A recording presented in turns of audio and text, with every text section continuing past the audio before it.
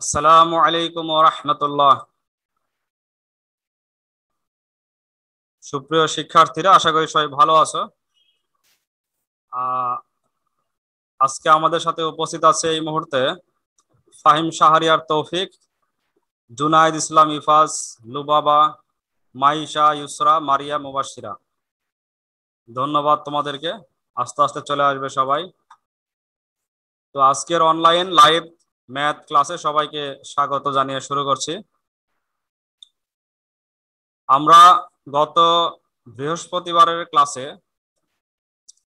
পরিসংখ্যানের পুরা ভেতরের যে নৈবেত্তিকের জন্য যে বিষয়গুলো লাগবে সেগুলো সম্পর্কে আলোচনা করেছি। আগামী কালকে তোমাদের একটা নৈবেত্তিক পরীক্ষা নেওয়া হবে ইকেআর এর মাধ্যমে পরিসংখ্যানের উপরে। তোমরা ঢুকলে দেখতে পাবে যে আগামী কালকে পরীক্ষা দেওয়াই আছে। সেই পরীক্ষা সবাই অংশগ্রহণ করবে, তাহলে যে আলোচনাগুলো হয়েছে সেটার উপরে পরীক্ষা দিতে পারবে। তো প্রথমে আমরা সেই ক্লাসের কিছু জিনিস ধরি। যেমন সর্বপ্রথম যদি বলি যে চলক, পরিসংখ্যানে ব্যবহৃত চলক কয় প্রকার? দুই প্রকার। দুই প্রকার। লুবাবা, ঠিক আছে। কি কি দুই প্রকারের নাম কি কি? বিচ্ছিন্ন ও অবিচ্ছিন্ন। বিচ্ছিন্ন ও অবিচ্ছিন্ন। আচ্ছা, আরেকজন বলো, আরেকজন বলো, বিচ্ছিন্ন চলক কাকে বলা হয়? বলো আরেকজন। মাইশা বলো, বিচ্ছিন্ন চলক কাকে বলা হয়? আচ্ছা, লুবাবাই বলো।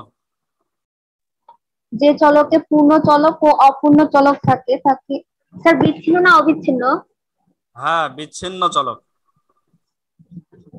যে চলকে অপূর্ণ চলক থাকে তাকে বিচ্ছিন্ন চলক বলে। কেমন কথা হলো? যে চলকের মান সর্বদা পূর্ণ সংখ্যায় হয় তাকে বিচ্ছিন্ন চলক বলে। বিচ্ছিন্ন। যে চলকের মান সর্বদা কি সংখ্যায় হয়? পূর্ণ সংখ্যায় হয়। পূর্ণ সংখ্যা হয়। যেমন জনসংখ্যা, ছাত্র সংখ্যা, এই সংখ্যা বাচক যতগুলো আছে সবগুলো হচ্ছে বিচ্ছিন্ন চলক। পরীক্ষায় নাম প্রাপ্ত নাম্বার, এটা কিন্তু সবসময় পূর্ণ সংখ্যাতে হয়, এই জন্য পরীক্ষায় প্রাপ্ত নাম্বার এটাও কিন্তু বিচ্ছিন্ন চলক। বুঝতে পারছো? এগুলো আলোচনা হয়েছে কতদিনে। আচ্ছা, অবিচ্ছিন্ন চলক কাকে বলা হয়? এটা আরেকজন বলো, অবিচ্ছিন্ন। জুনায়েদ বলো। জুনায়েদ ইসলাম ইফাজ, অবিচ্ছিন্ন চলক কাকে বলে?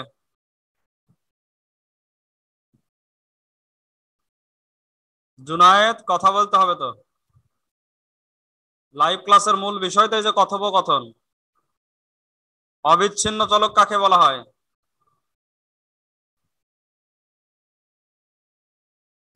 আচ্ছা, ফাইসাল বলো।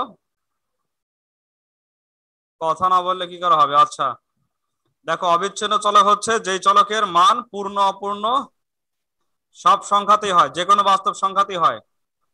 যেমন তাপমাত্রা, তারপরে হচ্ছে ওজন, উচ্চতা, এই ধরনের পরিমাপ যেগুলো আছে পরিমাপগুলো সবই পূর্ণ অপূর্ণ সব সংখ্যাতেই হতে পারে। যেমন উচ্চতা 5 ফিট 1 ইঞ্চি 2 ইঞ্চি 6 ফিট, পূর্ণ অপূর্ণ সবই হয়। তাপমাত্রা 35 degree Celsius, 35.5 degree Celsius, 35.1 degree Celsius সবই হতে পারে। তাহলে যেই চলকের মান শুধুমাত্র পূর্ণ সংখ্যায় হবে সেগুলো হচ্ছে বিচ্ছিন্ন চলক, আর যেই চলকের মান পূর্ণ অপূর্ণ যে কোনো বাস্তব হবে সেগুলো অবিচ্ছিন্ন। এটা গেল বিচ্ছিন্ন এবং অবিচ্ছিন্ন। আচ্ছা, দ্বিতীয় বিষয় হচ্ছে এবার কেন্দ্রীয় প্রবণতা কাকে বলা হয়? বলো একজন।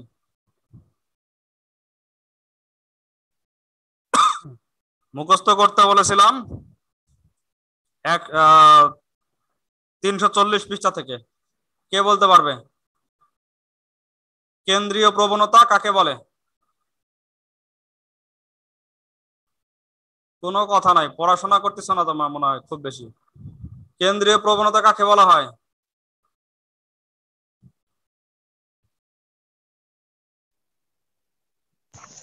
কত নম্বর পেজ বললেন? এখন তুমি সে পেজ বার করে দেখে দেখে বলবে নাকি? তুমি গত ক্লাসে ছিলে না? না স্যার, এখানে তো পেজ নাম্বার খুঁজে পাচ্ছি না। 340 নাম্বার পেজ, সাধারণ গণিত, এর উচ্চতর গণিত ক্লাস কিন্তু না।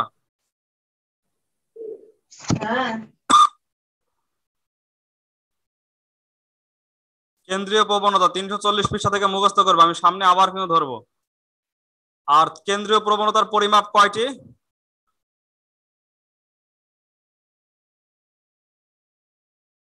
কেন্দ্রীয় প্রবণতার পরিমাপ দুইটি। কি কি বলো, দুইটি কি কি? শুভ বলো।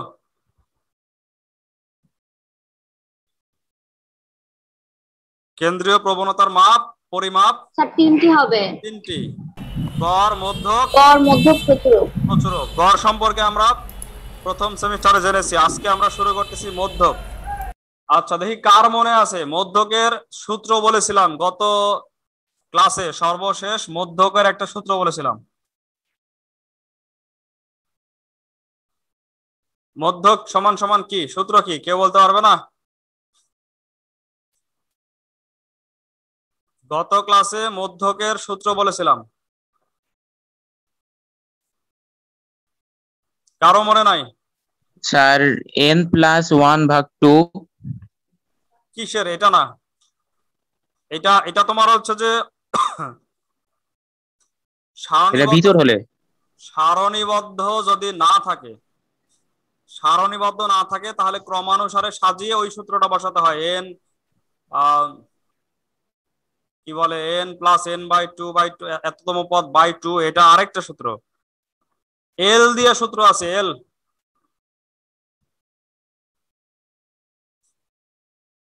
Sir l+n/2 - fc × h/fm।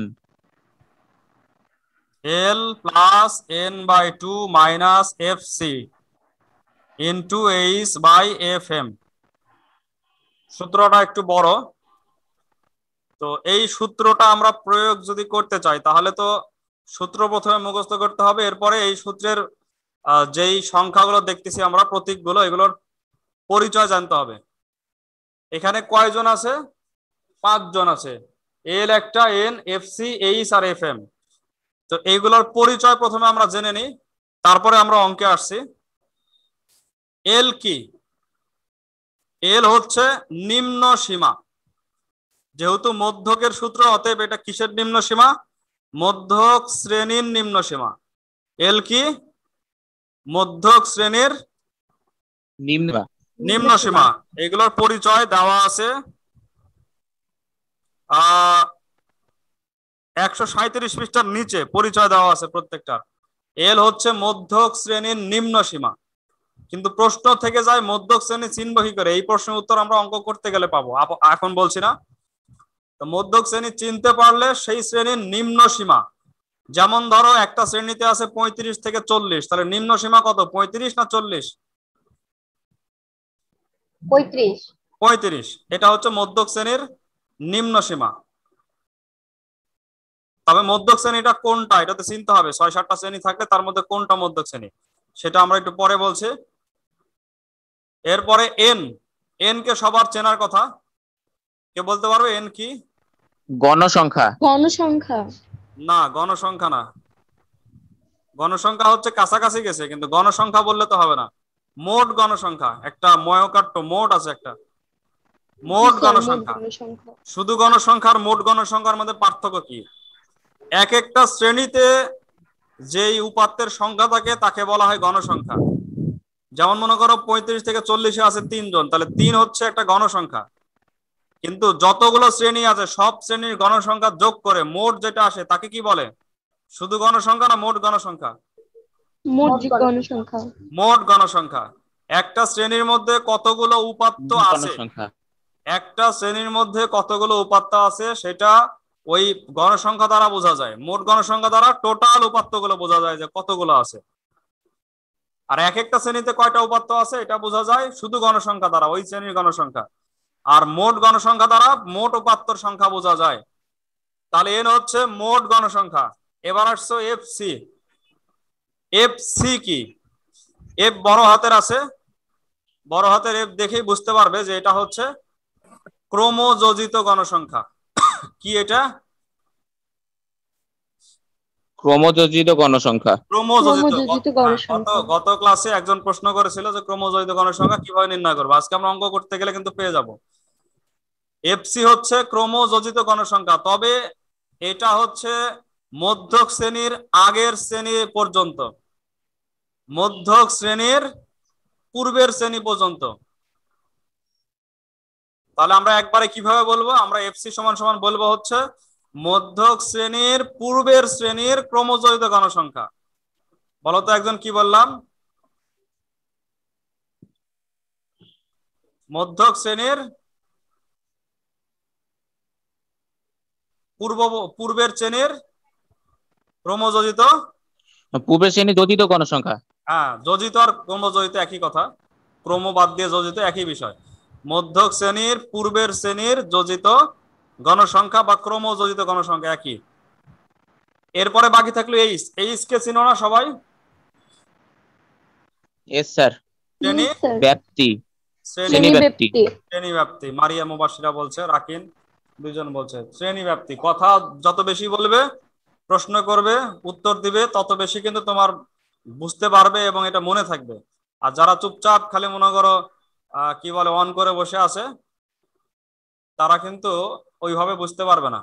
এই জন্যে তবুও ইয়া থেকে ভালো একবারে ক্লাসে না থাকার চেয়ে অনেক ভালো। শুনছো, দেখছো, কিন্তু কেউ আবার দেখা যাচ্ছে জুড়ে দিয়ে চলে গেল অন্য জায়গায়, দেখলোই না, এরকম হলে কিন্তু সমস্যা। সর্বশেষ থাকছে হচ্ছে এফএম। এফএম হচ্ছে মধ্যক শ্রেণীর গণসংখ্যা।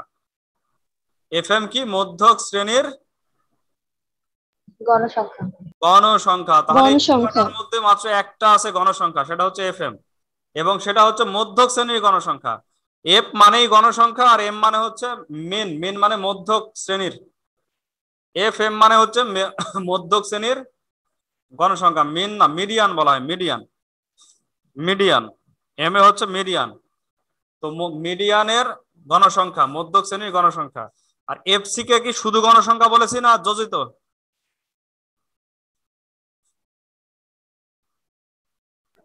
এফসি কে কি শুধু গণসংখ্যা বলেছি না যোজিত গণসংখ্যা বলেছি? যোজিত গণসংখ্যা পূর্বের বলেছি। শ্রেণীর ক্রমযোজিত গণসংখ্যা। পূর্বের শ্রেণীর, ঠিক আছে, ধন্যবাদ। পূর্বের শ্রেণীর হবে এটা, আবার কিন্তু মধ্যক শ্রেণীর না। আর এফএম এর ক্ষেত্রে মধ্যক শ্রেণীর। এল সম্পর্কে কি বলেছিলাম?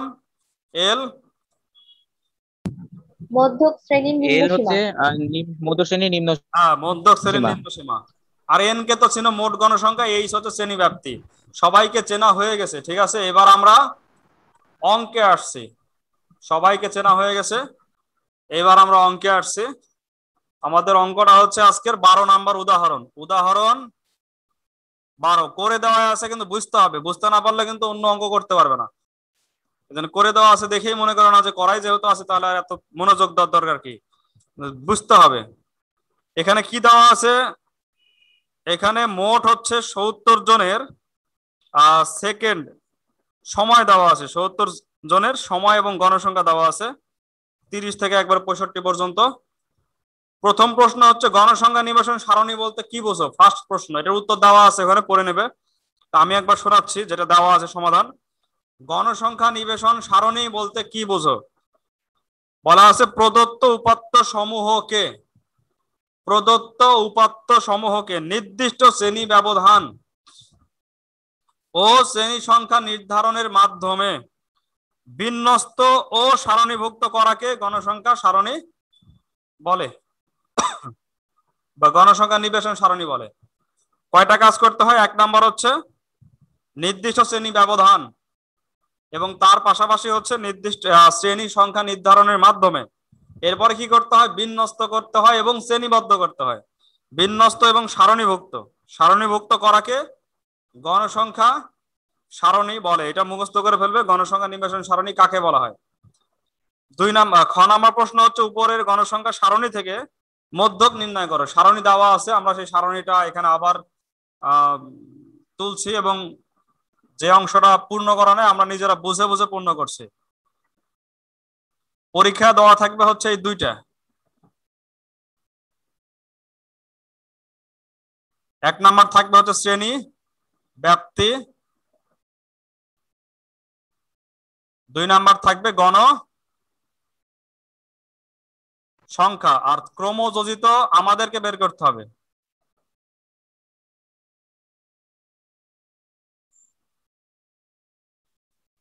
ক্রমযোজিত লাগবে কেন? কারণ আমরা মধ্যক বের করব। ক্রমযোজিত গণসংখ্যা সারণী, ক্রমযোজিত কোথায় কোথায় লাগে এটা কিন্তু গতদিন বলা হয়েছে। ক্রমযোজিত কয় জায়গায় লাগে?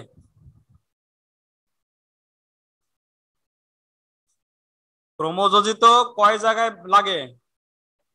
2 জায়গায়, অজীব রেখার ক্ষেত্রে আর হচ্ছে মধ্যকের ক্ষেত্রে। মনে রাখো ক্রমযোজিত প্রয়োজন হয় 2 ক্ষেত্রে, 1 অজীব রেখা আর 2 হচ্ছে মধ্যক। তো আমরা আজকে মধ্যক নির্ণয় করতেছি। এখানে দেওয়া আছে প্রথমে 30 থেকে 35, 30 থেকে 35, তারপরে 36 থেকে 40, তারপরে 41 থেকে 45, তারপরে 46 থেকে 50, তারপরে 51 থেকে 55, তারপরে 56 থেকে 60। আর আছে কি? আরো আছে 60 থেকে 65। গণসংখ্যা দেওয়া আছে 3, তারপরে হচ্ছে 10, 18, এরপরে 25, তারপরে 8,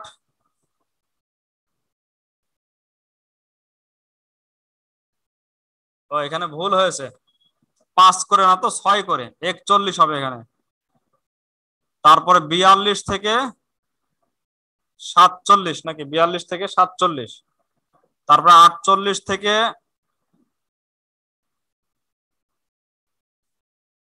53, তারপরে 54 থেকে 59, তারপরে 60 থেকে 65। 6 করে বৃদ্ধি পেয়েছে, আমি 5 করে মনে করেছি। 6 করে বাড়ছে, তার মানে এখানে এইচ এর মান কত? এইচ এর মান কিন্তু 6। এইচ এর মান 6, 6 করে বাড়ছে তো। 30 থেকে 35 6 করে বাড়ছে। এইচ বের করার জন্য সবসময় এই দুইটা বিয়োগ করবে, এই দুইটা। 50 থেকে 65 দিয়েছেন, ওখানে 60 থেকে 65 হবে। এটা ভুলে হয়ে গেছে, 60 হবে। জি দেখো এখানে 30 এবং 36 দুইটা বিয়োগ করলে পেয়ে যাবে, মানে দুইটা নিম্ন সীমাকে পাশাপাশি বিয়োগ করলে অথবা ঊর্ধ্ব সীমাকে পাশাপাশি বিয়োগ করলে এইচ এর মান পাওয়া যাবে। এইচ হচ্ছে এখানে 6। আচ্ছা, ক্রমযোজিত কি? ক্রমযোজিত মানে হচ্ছে একটা একটা করে যোগ করব আমরা। প্রথমে থাকবে 3, তারপর 3 আর 10 মিলে 13, 13 আর 18 মিলে 21, 21 আর 25 মিলে হবে 46, 46 আর 8 স্যার 31 লেখা আছে 21 এর জায়গাতে। 31, এটা 31, তাহলে 31 Yes, sir. একটা কথা হবে 56, 56, এরপরে 64, তারপর 70, মোট আছে 70। তাহলে এন কিন্তু 70, আমরা এন পেয়ে গেলাম, এন হচ্ছে 70। এন এর মান 70। এইচ আর এন আমরা সহজে পেয়ে গেলাম, এইচ আর এন। এখন আমাদের এল, এফসি এবং এফ এম এই 3 জনের জন্য অবশ্যই মধ্যক শ্রেণী জানাটা জরুরি। এন এবং এইচ এর জন্য মধ্যক শ্রেণী জানার কিন্তু প্রয়োজন হলো না, এমনিতে জানতে পারলাম। বাদ থাকলো কে? এল, এফসি আর হচ্ছে এফ এম। এই প্রত্যেকটার জন্য মধ্যক শ্রেণী জানতে হবে। মধ্যক শ্রেণী কে? আচ্ছা, মধ্যক শ্রেণী জানার নিয়ম দেখতে এখন ভালো করে খেয়াল করো, মধ্যক শ্রেণী আমরা কিভাবে জানবো। আচ্ছা, এখানে এন এর মান কত?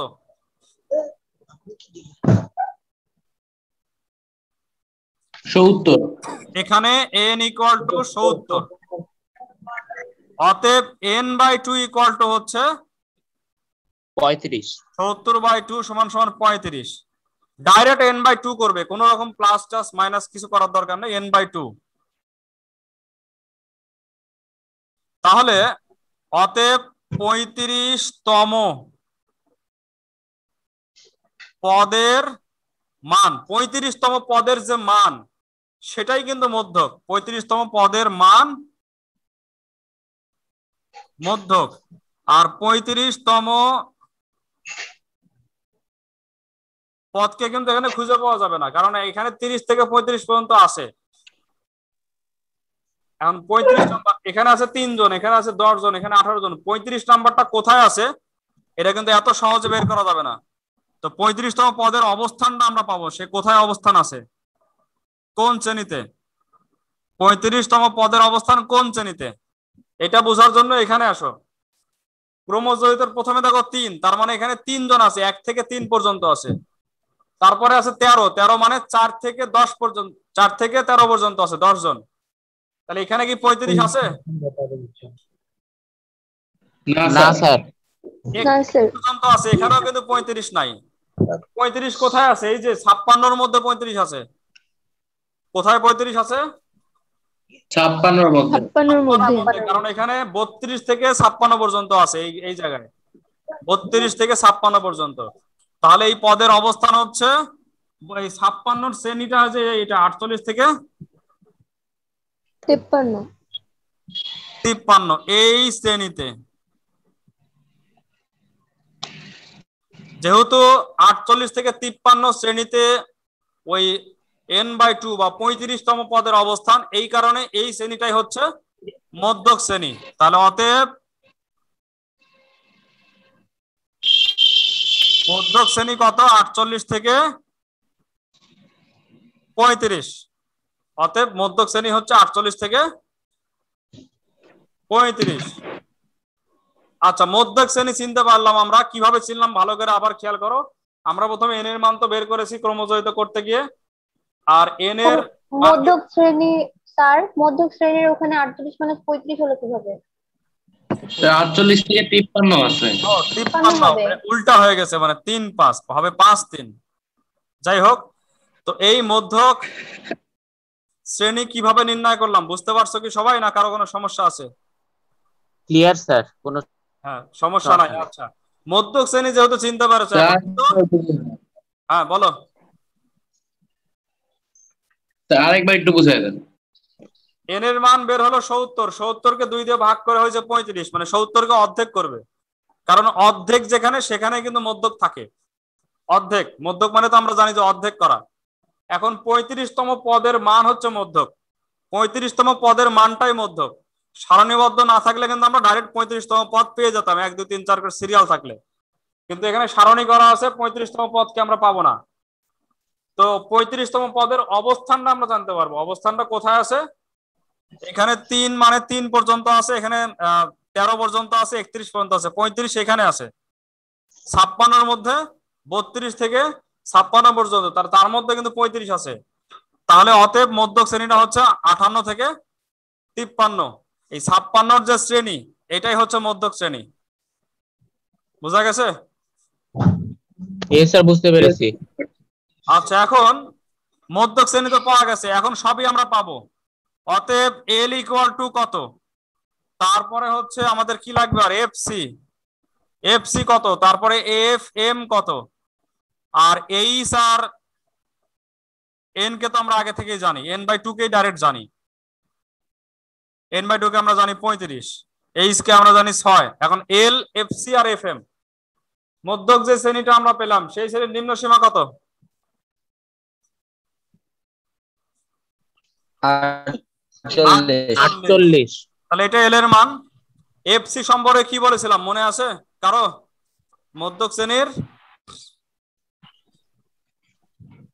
স্যার এফসি হচ্ছে মধ্যক শ্রেণীর পূর্ববর্তী ক্রমযোজিত মান স্যার। আচ্ছা, এল সম্পর্কে তোমার যদি জানা থাকে তাহলে আশ্চর্য বুঝতে পারবে। এল হচ্ছে মধ্যক শ্রেণী যেটা আমরা পেলাম সেই শ্রেণীর নিম্ন সীমা। এই 53কে বলা হয় উচ্চ সীমা, আর 48কে কি বলে? নিম্ন সীমা বলে। বুঝতে পারছো এবার? এল হচ্ছে মধ্যক শ্রেণীর নিম্ন সীমা। আচ্ছা, এফসি হচ্ছে মধ্যক শ্রেণীর আগের শ্রেণী, পূর্বের শ্রেণী। মধ্যক শ্রেণী কোনটা? এটা না, এটার পূর্বের শ্রেণী কোনটা? এই যে এটা, এই 31 কে আমরা কি বলবো? F C. এফ সির মান কত? 31।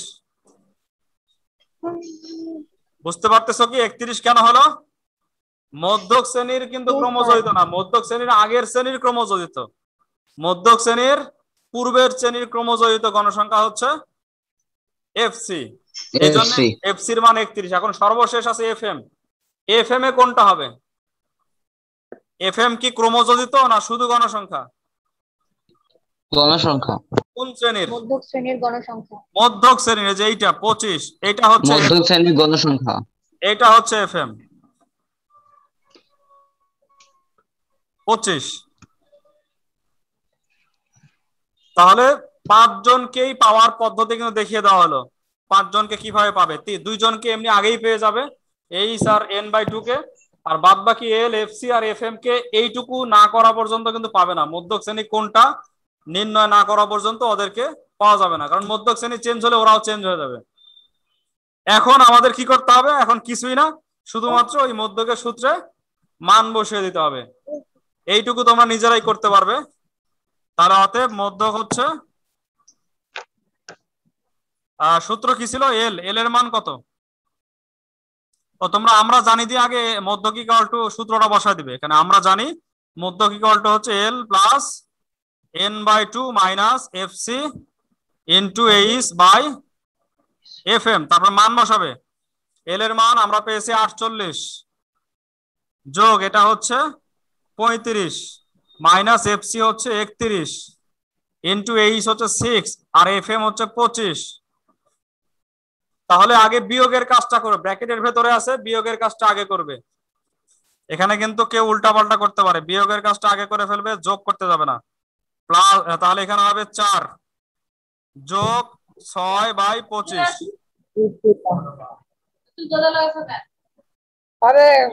ব্র্যাকেটের কাজটা আগে করে নেবে। এবার কিন্তু যোগের কাজ আগে হবে না, আগে গুণ আর ভাগের কাজ। তাহলে 4 ছক 24, 24 কে 25 দিয়ে ভাগ করলে যেটা হয় সেটা গিয়ে বাবা, এখন আমি যে লাগাও সেটা গিয়ে যোগ হবে কার সাথে? 48 এর সাথে। ফাইনালি মানটা হবে হচ্ছে 48.96, 48.96, 48.96, 9/6। ক্লিয়ার সবার কাছে? Yes sir, clear. এই ধরনের যে কোনো অঙ্ক আসলে তোমরা করতে পারবে। আচ্ছা, তোমাদের একটা কাজ দিই, পরবর্তী 13 নম্বরে দেখো একটা ইয়া আছে, কি বলে, সারণী দেওয়া আছে। ওই সারণী দিয়ে যদিও আমাদেরকে মধ্যক নির্ণয় করতে বলেনি, প্রচুরক নির্ণয় করতে বলছে, ওটা আমরা আগামী ক্লাসে করব। তোমরা ওই সারণী ব্যবহার করে মধ্যক নির্ণয় করবে। 13 নম্বরের সারণী ব্যবহার করে কি করবে?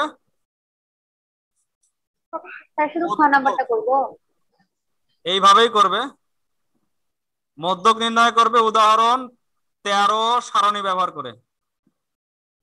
ওখানে কিন্তু মধ্যকের কথা বলা নাই, তাহলে মধ্যকটা করবে, কারণ একই অঙ্ক দিয়েও মধ্যক প্রচুরক সবই আসতে পারে।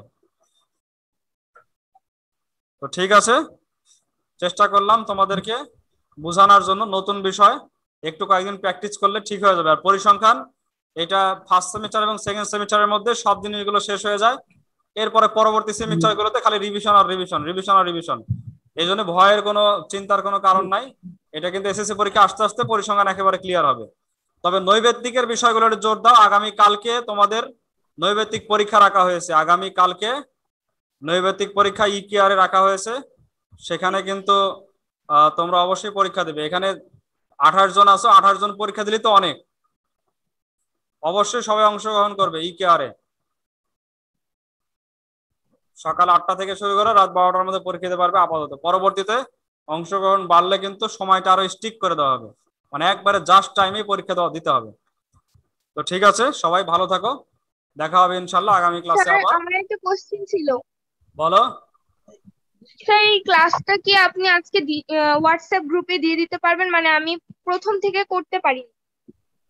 আচ্ছা, আমি চেষ্টা করবো না আজকে দেওয়ার, সন্ধ্যা হলেও দিয়ে দেবো। ঠিক আছে, ধন্যবাদ। ওকে স্যার, আসসালামু আলাইকুম। ওয়ালাইকুম আসসালাম।